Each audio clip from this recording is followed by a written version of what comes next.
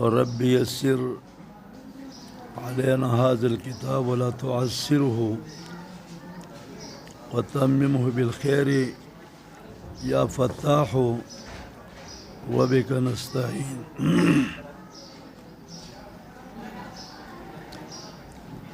امام بخاری رحمه الله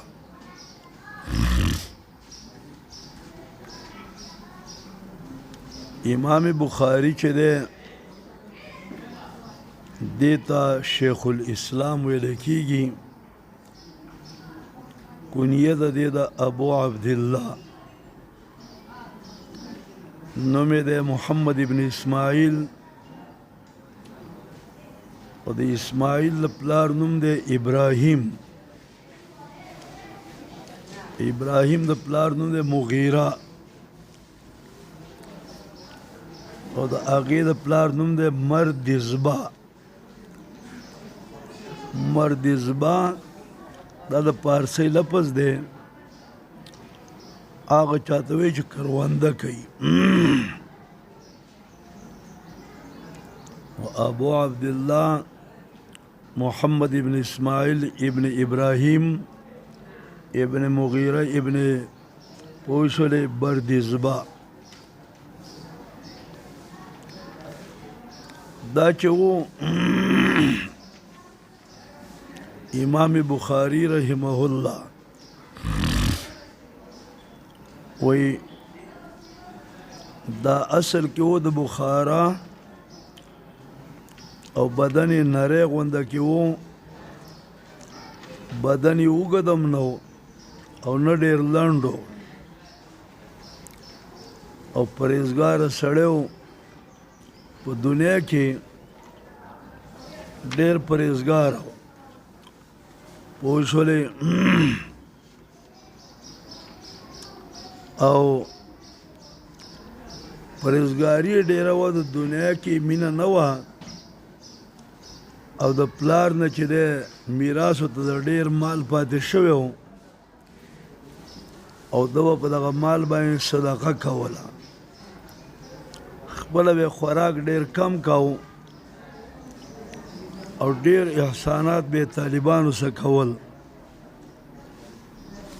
او په سخا کې ډېر زیاته سخا والا سړی و،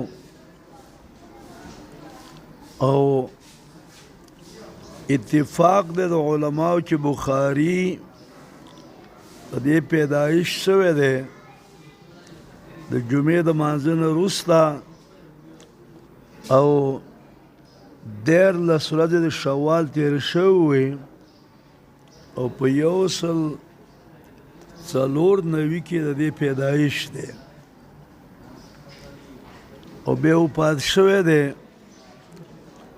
د خالي په ورځ باندې د ماخوستن د مانځه نه وروسته، او دا د وړوکې اختر شپه وه،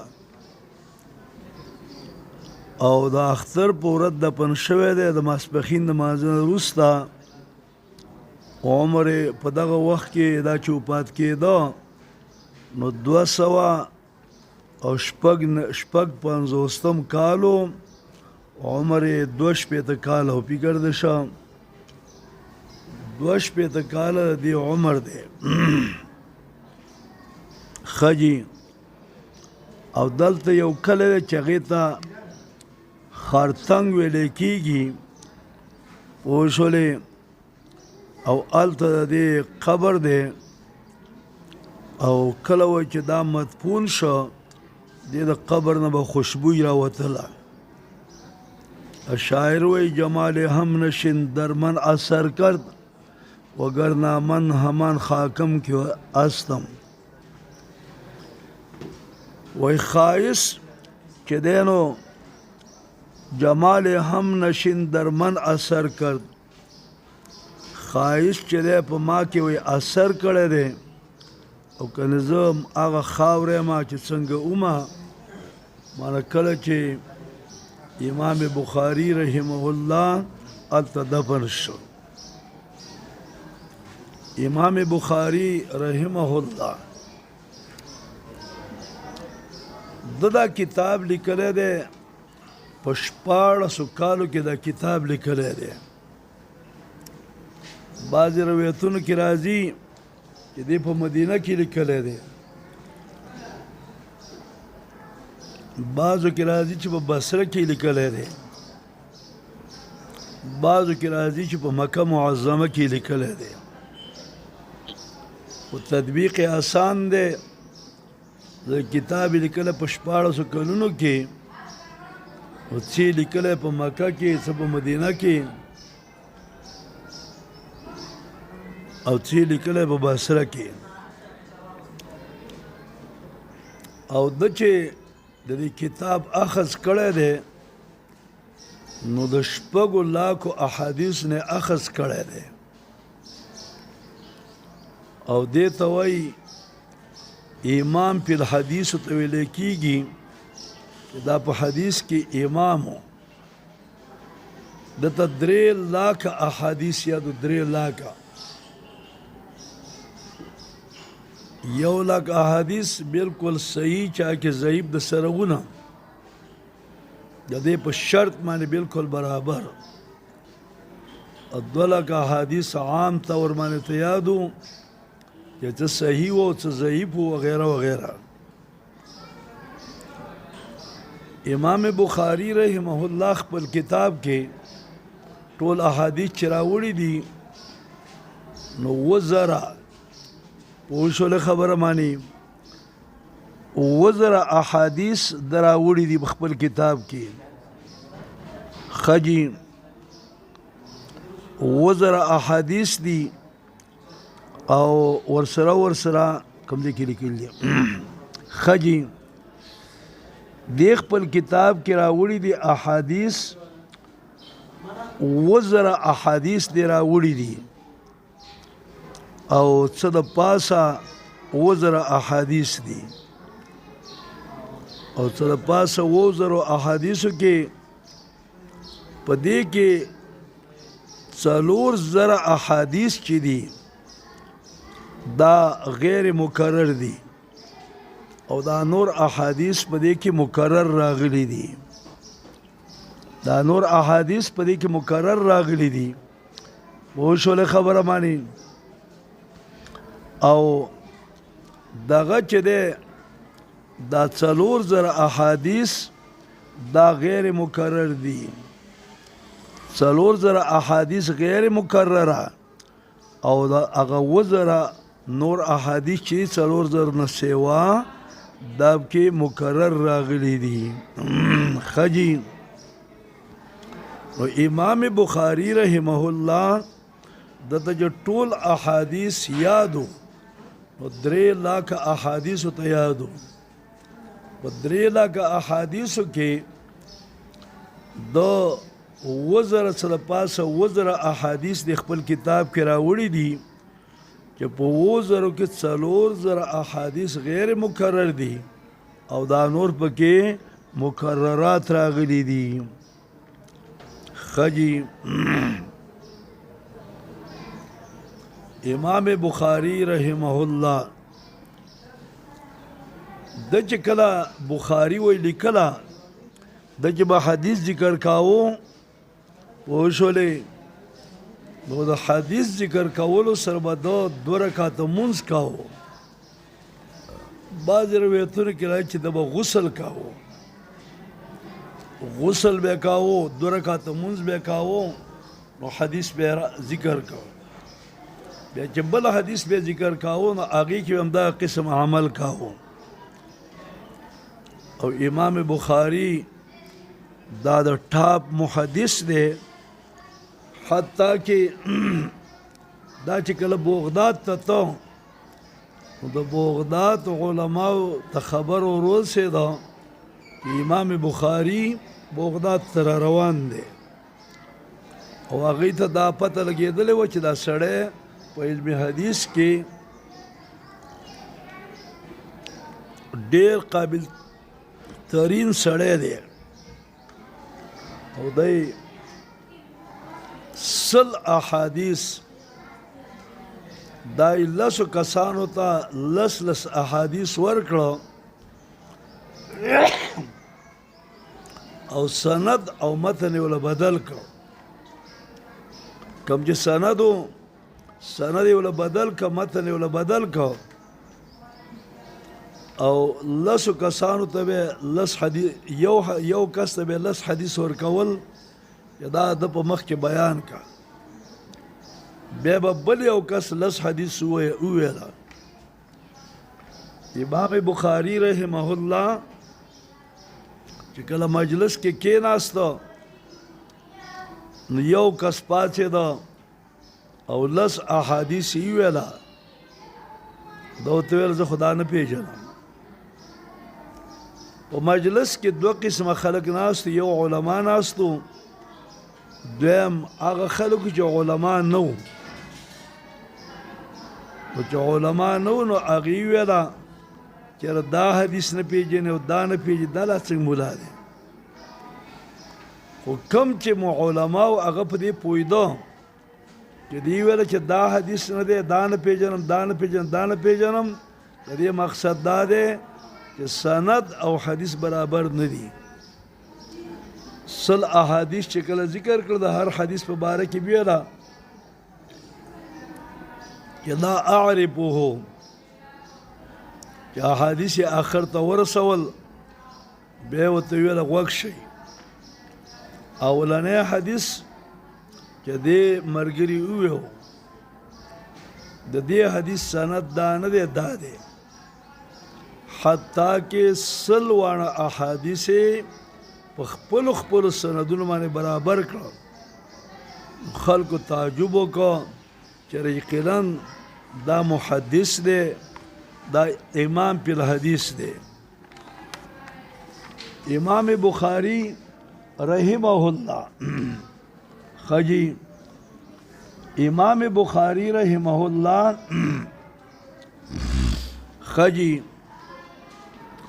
دا یو اهم سړی دی په علم حدیث کې دا یو اهم سړی دی پوه شوله خبره مانی او د کتاب په باره کې اجماع د امت ده چې اصح الکتب بعد کتاب الله صحیح البخاری د اجماع د امت ده په دې خبره چې اصح د کتابونو نه پس د کتاب الله نه صحیح بخاری اصح کتاب دی خجی امام بخاری رحمه الله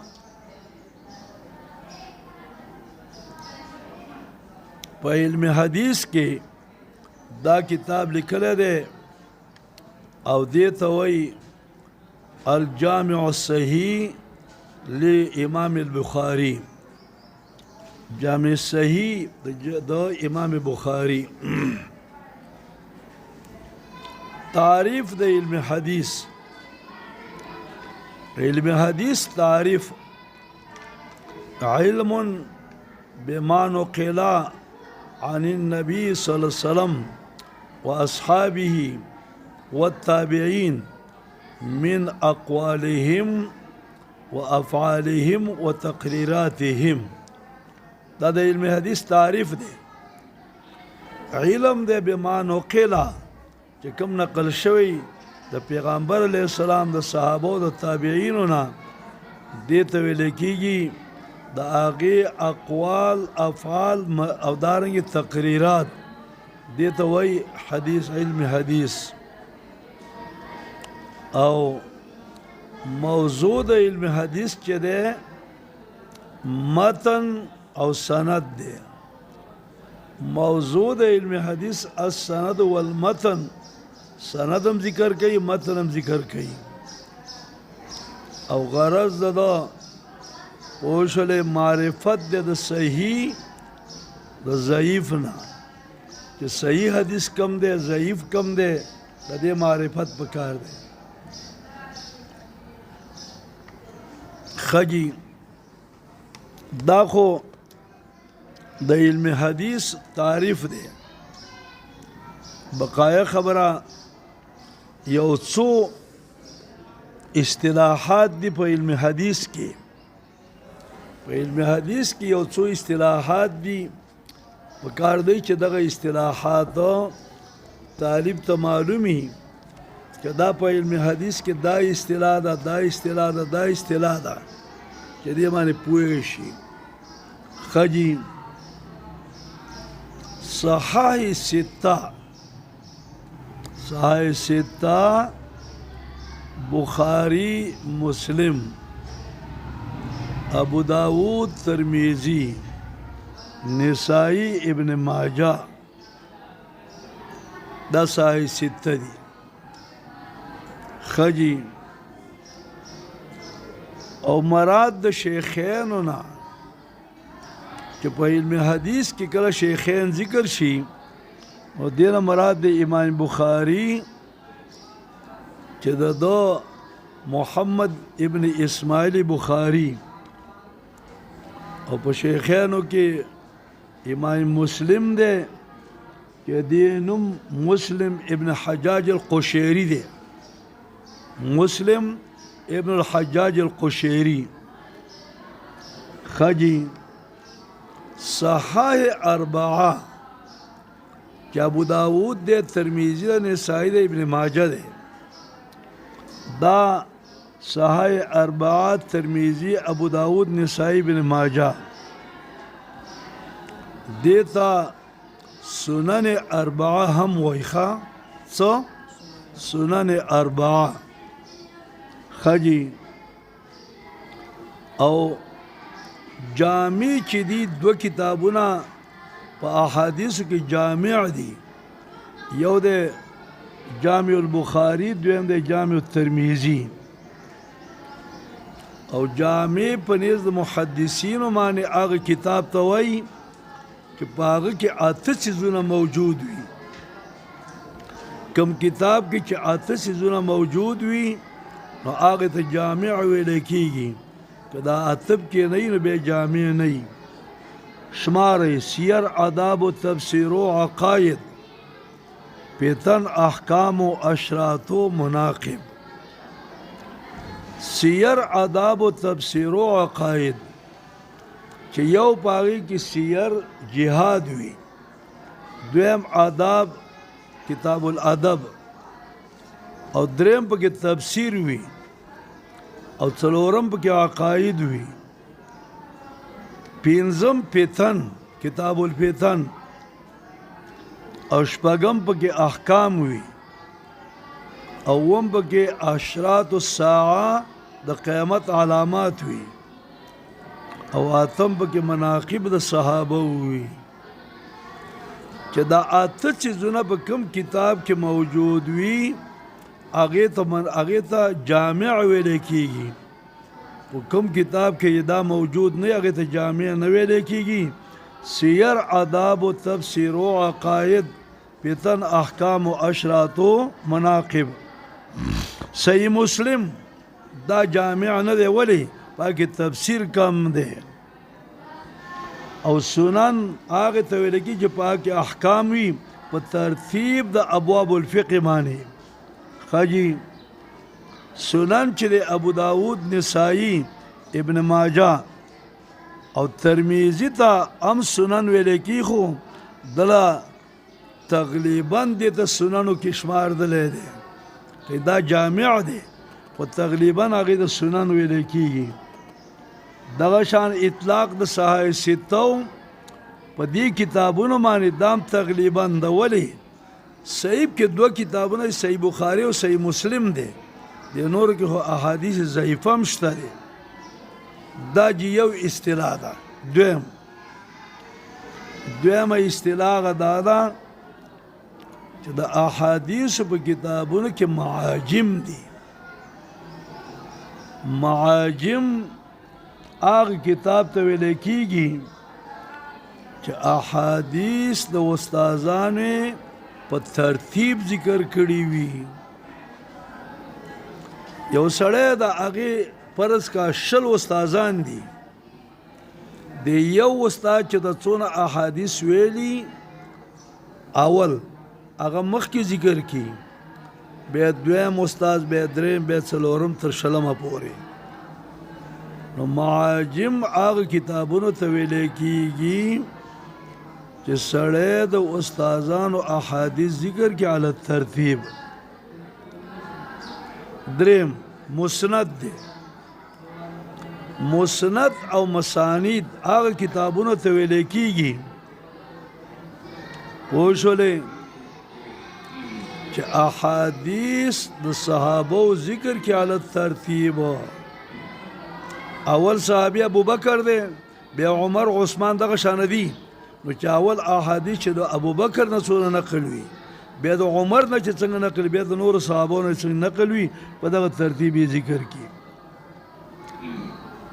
بله اصطلاح ده په احادیثو کې جزء. جزء هغه کتاب ته ویل کېږي چې هغه فقط په یو مسله لیکلی شوی وي، هغې ته جزء ویل کېږي. بله اصطلاح ده هغې ته مفرد ویل کېږي. مفرد هغه کتاب ته ویل کېږي چې پاکې احادیث د یو کس وي، د یو استاد کې احادیث وي، هغې ته مفرد وایي. غریبه هغه کتابونو ته ویل کېږي چې د یو شاګرد نه احادیث نقل وي، دغه احادیث بل شاګرد نه یې نقل کړي، هغې ته غریبه وایي. مستدرک. مستدرک هغه کتاب ته ویل کېږي چې بخاري او مسلم ذکر کړي نه وي، او دا سړی په خپل کتاب کې ذکر کې د صحاو نه، هغې ته مستدرک ویل کېږي. ښه جي، لکه مستدرک د حاکم. حافظ بالحدیث. حافظ بالحدیث چاته ویل کېږي چې دې ته 3 لاکه احادیث یاد وي، متنن سندن، احوال د رواتو، جرحن او تعدیلن، پوشل او تاریخن، دا ته ټول یادي، دې ته حافظ فی الحدیث وایي. حجت فی الحدیث. حجت فی الحدیث، حافظ فی الحدیث یو معنی ده. حاکم فی الحدیث چاته وایي چې د پیغمبر علیه الصلاة والسلام تمام احادیث ته یاد وي، هغې ته ویل کېږي حاکم فی الحدیث. مناوله. مناوله څه ته وایي؟ اجازت د استاد دی شاګرد ته چې ته دا احادیث بیانوه، دې ته مناوله وایي. اجازه درته وایي چې استاد یو شاګرد ته لیکل وکړي چې ته بیان کوه، تا ته اجازت دی. دا جی اصطلاحات دي په علم حدیث کې، او دا ذهن کې کېنوئ، او انشاءالله آینده درس کې بیانوو.